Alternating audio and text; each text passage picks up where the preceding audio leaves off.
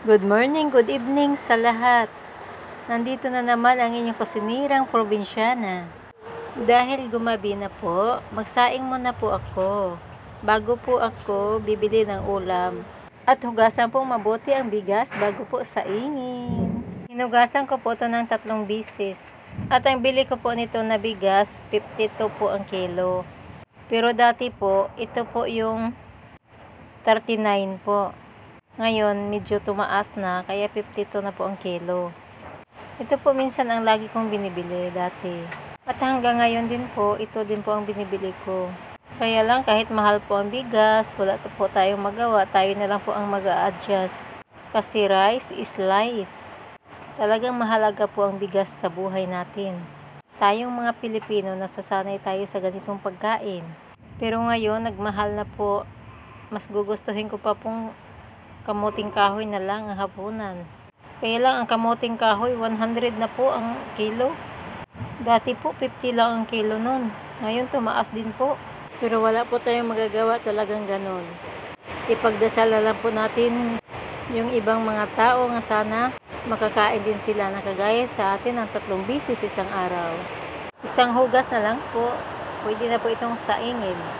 Lalagyan ko na po to ng tubig para masaing na. Ayun, hinugasan ko pa kaisa kasi medyo may mga tahip-tahip pa po. Ito po kasi ang pinakamura.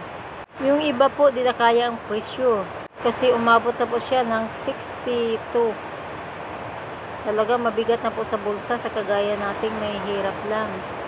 Kaya okay guys, salang ko na po ito. Dahil hindi po ako nakaluto ng ulam, bumili na lang po ako sa labas. Sa suki po namin.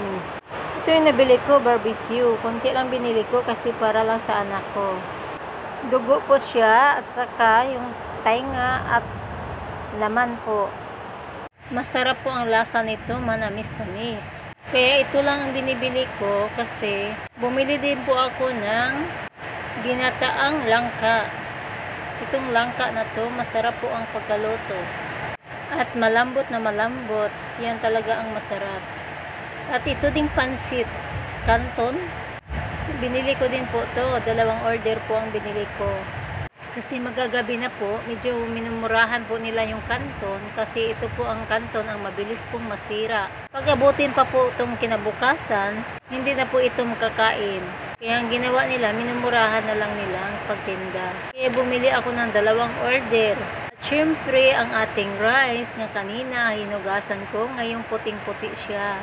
At masarap po ito kay bagong loto nga kanin. Kaya minsan mapaisip po ako.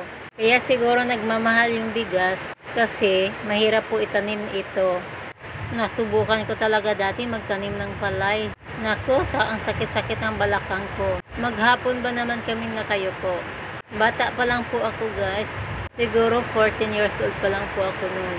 Gusto ko pong kumita ng sarili kong pera at parang may gusto din po akong ipabili noon. Kaso lang, walang pera yung nanay ko. Kaya sabi ng nanay ko, kung gusto mo magkapira, sumama ka sa akin. Magtatanim daw po kami ng palay.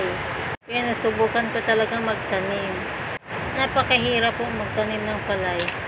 Kaya dugot pawis ang tiniis sa ating magsasaka para anihin po ang bigas na ito.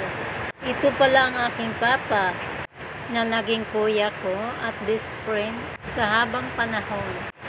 At siya yung aking Mr. Right at siya yung papa ng mga anak ko. Sa next ko pong vlog, kung hindi ko po malimutan, ikwento ko po ang story po namin.